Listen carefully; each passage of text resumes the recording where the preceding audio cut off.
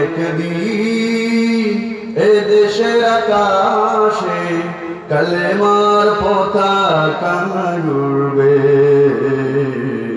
সেদিন সবাই খোদাই বিধান পেয়ে দুঃখ বেদনা ভুলবে।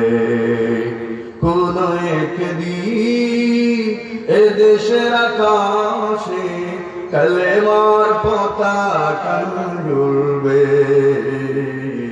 সেদিন সবাই খোদাই বিধান পেয়ে দুঃখ বেদনা ভুলবে।